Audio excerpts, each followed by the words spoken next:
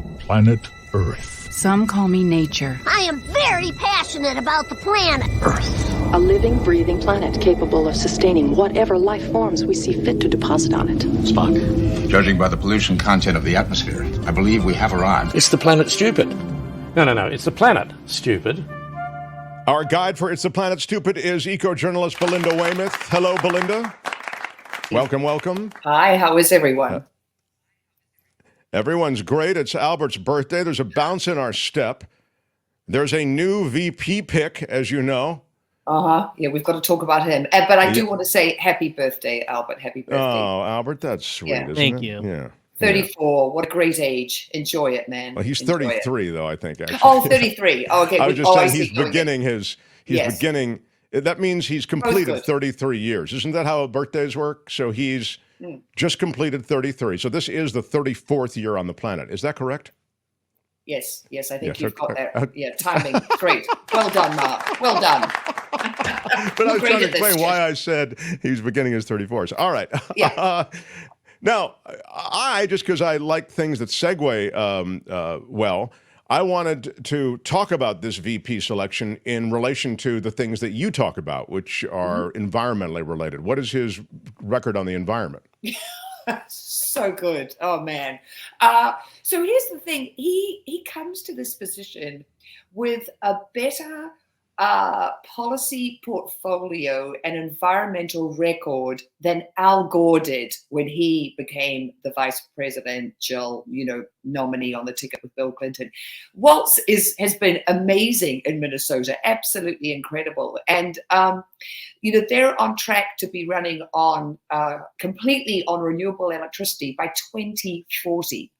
And he has he passed a law in June to streamline renewable energy projects, so that they didn't get caught up in all this red tape. There's going to be more access to EV charging stations. I mean, he's putting all these things in place. He's gone bolder than, Biden obviously wanted to go very bold with the IRA, the Inflation Reduction Act, but he was really hampered by, the deal making that he had to do to pass, that incredible piece of legislation. But what Walz has achieved in Minnesota, they're on a faster track than California to be on renewable energy. And he's a real environmental leader. So environmental groups are thrilled with the Harris-Walz ticket. It couldn't come at a better time. It's amazing. He had 6 terms as a congressman, before he became a governor. And they say he's got this very sort of quiet, behind the scenes way of working. And he has, all this experience in Congress. I sort of feel like all these things are going to line up so well. And how did he become such an environmentalist? This is really important. Mark, it was visceral, firsthand experience of climate change in Minnesota. So they've had all these droughts. Farmers are having to liquidate the number of animals in their herds. They just don't have enough feed for them. They had smoke from the Canadian wild forest fires, deluging the Twin Cities. The Great Lakes area is down in snow and ice because of the hotter climate. So that's really had an economic impact there. So he's really he's experiencing the firsthand these visceral the data, the facts on the ground, and he is then enacting policy to protect his constituents. And he wants Duluth, which is a place in Minnesota, people are moving there from states like California because it's seen as being climate change proof, that it won't be as badly affected as other parts of the US. And the thing that's really great about him, this, behind the scenes, way of, kind of quietly dealing with things, he also has been able to really communicate with his rural constituents and get them on board with all the things that he's doing to try and make them more resilient to climate change. And he's talking about things like, vector-borne illnesses, because there'll be, more mosquitoes and things, especially in rural areas around water, all these things. So I'm so excited, because I feel like, where we were a month ago was we weren't in a good place, and there was a real sort of, lethargy. And now we've got this very exciting Democratic ticket, and it's really exciting from an environmental point of view. So, well, putting specifics into things the way you just did really does help to, again, appreciate those aspects of climate change that are more than just trying to get off of fossil fuel burning cars by 2040, or these things, various slogans or goals that are out there. When you talk about what they actually live in Minnesota, which is the effects of climate change and the increase in mosquitoes, the increase in these diseases that are airborne and beyond, you begin to, I think, frame it in a way that shows you that this guy is more than just a talker. He's actually living it. Right. Yeah, absolutely.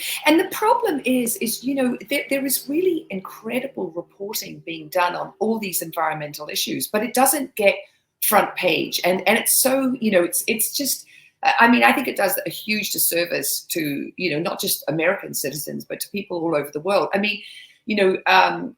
Kim was just talking about the storm, Debbie. Now, Debbie is going offshore right now. And when she goes offshore, she's going to pick up more of a moisture content from the hot ocean. And that's why when she comes back on shore, she's going to be even more devastating. There are areas in Florida, they say, where the storm surge, this is from the ocean, is going to be at 10 feet. And people are being told, you've got to evacuate. But the amount of water that Debbie is going to be dumping on these states is huger because of warmer ocean, warmer atmosphere, But okay, so Walz is great. And then I have to give a shout out to Joe Biden because he doesn't stop. So yesterday, and this also dovetails with the story that you just told, Kim, in the news about this awful, I think you said it was from rocket fuel that's now in food. So yesterday we had this historic emergency ban of this awful herbicide. So the long name of it, tetrachloroterephthalate, Dacthal. It's a herbicide. It's used for crops, broccoli, cabbages, Brussels sprouts, and onions. And what it does is it kills the grasses and the other weeds that come in and hamper the crop. Now, this was banned in 2009 in Europe, and we've been waiting a long time for it to be banned here. So what happens is a pregnant woman who gets exposed to it, her fetus can have lower birth weight, it can have IQ, developmental, motor skill impairment. It's bad. And in the Salinas Valley here, where they are using this herbicide, they're saying that half of adolescent women are being exposed to it. And what's happened is, so the EPA has been saying to the manufacturer of this herbicide, which is also based here for years, we need all the data on what the health risks are. And of course, the manufacturer has been, slow to do this. But what they're showing is that, women who handle the herbicide have, a 4 to 20 time above the safe limit of exposure to it. And here's the problem with our vegetables is, listeners, don't think like, oh, well, I'll just wash my broccoli more carefully. Yes, absolutely do that. But the problem is these herbicides, how do you think they kill the grasses? They get into the plant. So they'll be in the tissue of the broccoli stalk or the floret of the broccoli. So this is really historic. This is, as I said, has not happened in almost 40 years. There's been an emergency ban. So the emergency ban takes effect immediately. But for it to become a permanent thing, obviously, the company may contest it. Farmers have, because they say, well, if we can't use this herbicide, we have to have more workers out there weeding. Well, I'd say if this is going to affect children and your children, because you live by your farm or on your farm, or, I think, it's just clear what you have to do. But that does put a point on it, which is that it's about money. It's sort of everything's about money. Right. So let's, I don't care if there are literally poisons in the product I produce, because I can produce it for less money than if I were not to use the poisons, and I'd have to hire more people. It's just obscene. It's obscene. But I've got a really good story about money.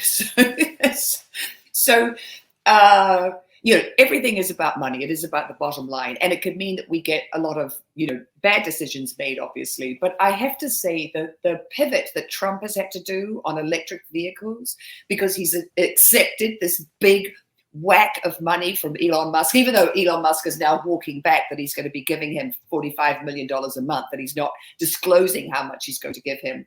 But so Trump the other day had to say, I'm for electric cars. I have to be, because Elon endorsed me very strongly. I have no choice. I mean, it's sort of like it's bought and paid for. He's meeting with all these billionaires and he's having to walk back how he feels about Bitcoin, how he feels about TikTok, because once you take their money, then you have to endorse their product. And now he's doing it with electric vehicles, which he's been so down on and such a liar about. The stuff that Trump says about EVs, they don't run in the cold. They only go 10 miles per charge. It's going to cost $9 trillion to put in all the charging stations we'll need across the US. I mean, that's all just, ridiculous, fake. He doesn't know anything about anything. I mean, he really doesn't. He knows how to state something with a flourish. He knows how to do a photo op, and that's really about it for Donald Trump. And he knows how to meet you on the golf course at noon. That is really what he does. And then he sells the country out to, as you suggest, these various deals. And I like that you mentioned these about faces he did with the Bitcoin community. He said Bitcoin was a sham. Bitcoin's, and then all of a sudden now he's literally speaking before the Bitcoin conference and talking about the future of Bitcoin and crypto because he just got a big dump of cash into his campaign from those people. Same is true of Peter Thiel, by the way. Peter Thiel gave him all the money, and that's how he ended up with J.D. Vance. Peter Thiel is that's a J.D. Vance pick all the way. And as you say, on these other issues with Elon Musk, he's had to now embrace electric vehicles. Wow. It's and he has to square that, remember, with what he's promised the oil magnates, where he said, you write the legislation and I will give it to you. He literally said that for $1 billion. That'll be the trade. You write it, I'll do it. Drill, baby, drill. Yeah. He's got so many spinning plates, and the level of hypocrisy is crazy. But also the stuff that he says, like that there's this federal mandate that we're going to EVs, and it's and this is just that's just ridiculous fake news. Biden hasn't said there's a federal mandate and everyone has to be driving an EV by 2030. But he just says whatever comes into his head. But the last thing that I want to talk about is absolutely about EVs, and absolutely also sort of flies in the face of what Trump thinks he and Project 2025 could do with the next administration, because tons of the IRA financing has gone into red states, swing states, places where labor, land are both cheap and where there aren't super, super strict environmental laws. And one of the stories that I read the other day, I thought it was so great. So in Georgia, Hyundai is building not just a factory, they're building a giga factory. It covers 3,000 acres of land. It's going to provide 8,500 jobs. And so the Republican representative of the district where Hyundai is putting in this gigafactory, Buddy Carter, has said, whoever's going to be in the White House, I'm supporting the jobs. The jobs are the most important. And the jobs are, yes, there are factors on the ground in these states that make it attractive to, a company like Hyundai. But it's absolutely, absolutely also because of the IRA, because of the money that's been unlocked for, to invest in these, enormous EV plants. So it's the infrastructure bill that, Biden was able to pass. Trump promised that there was going to be an infrastructure bill. Remember right when he took office, that was his thing. We're going to build bridges. We're going to improve the roads. He didn't get it done. And Biden got it done with the IRA. And so I really want us to, remember this, for our one-term, President Yeah, to take Biden, stock of what he's done in one term. You're right. And it's funny, I at the time that Trump took office, I thought he actually might get it done. I actually thought, and I think I shared this with listeners, I thought he had so much political capital at the time. He had all the momentum. He came into, even though I understand he lost the popular vote, he came in with all this popularity, and my God, his base would back him up on anything. He could say anything and do anything, and they'll back him up. And I thought the infrastructure bill would sail through, but it turned out it just got backburnered. He just, paid it lip service. Instead, he made his priority the tax cut, and he got the tax cut done, and that was the end. After that, he got nothing done. So, well, it was also the Republican Party. They just wouldn't vote for that kind of big government spending. So it was, and he couldn't persuade them otherwise. But the thing that's really sort of, to me, it's again the sort of the hypocrisy of it. So you've got all these red states that are really. And none of those representatives voted for the IRA. They just didn't. I mean, they did vote for the infrastructure bill, but some of them. But no, the GOP did not. IRA. That's right. No, yeah. And they're the ones whose states are benefiting from it. And Georgia Governor Brian Kemp, he's also saying, look, we are going to protect the jobs that are coming here. That's what's important now. They're not going to suddenly say, oh, no EVs in our state because of Project 2025 and, Trump is back. And so, and like I said, so the lion's share of IRA funding has gone to these states. So let me just read out this, because this is interesting. North Carolina has gotten $19 billion from IRA monies, 22 projects.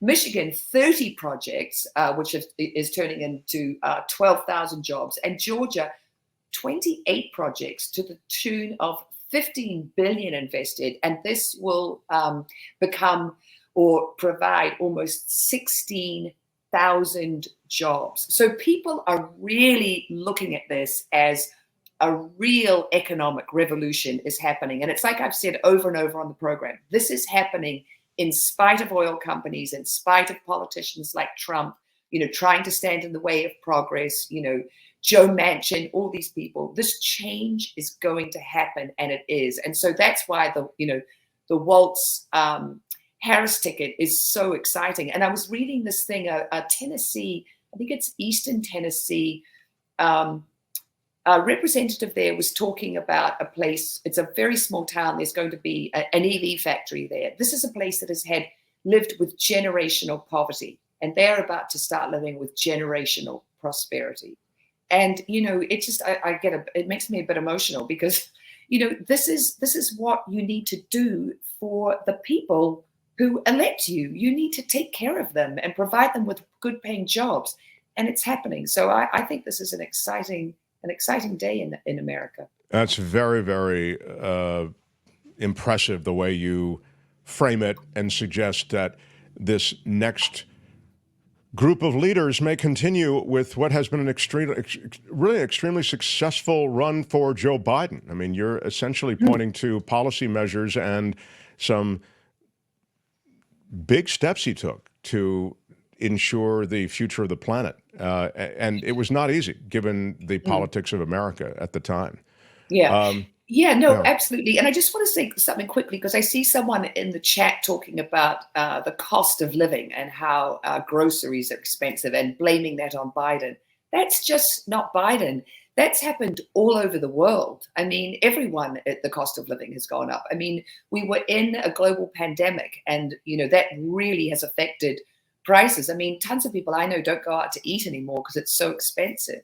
I'm from New Zealand, and we've got young New Zealanders leaving in droves to go and live in Australia, and they're posting on TikTok, now that I'm in Australia and making more money, I can afford to buy tomatoes for my salad again. So don't think it's Biden who made, who caused your grocery bill to go up. This is the world over. And not that I don't have sympathy, because obviously I do. Things are more expensive, and it's I know, super, super tough. But you can't just blanketly say Joe Biden caused that. He didn't. Yeah, there's a lot of blaming in this country and in other countries too. And, when you're the top dog, you do get a lot of the heat and a lot of the blame. But it is worth, if you really want to know, it is worth knowing that it's not something necessarily that the president of the United States controls. If these, in good times, you get the benefit, and in bad times, you get a little bit of the blame. That's just the nature of the beast.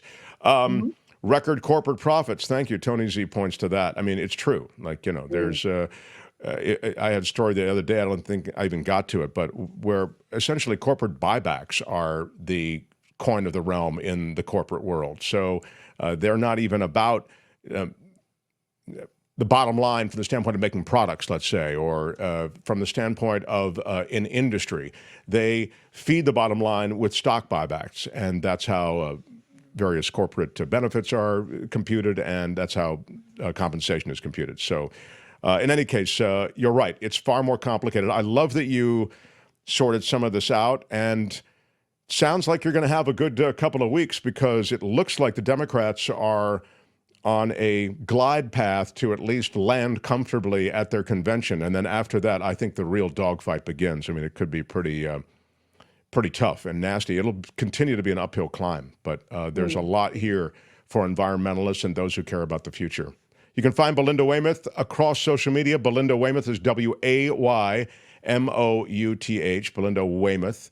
And here on Wednesdays, are we good? I'm happy to give you another minute or two. If I don't want any arguments, I don't want any problems, I don't want anybody to feel like they were cut short.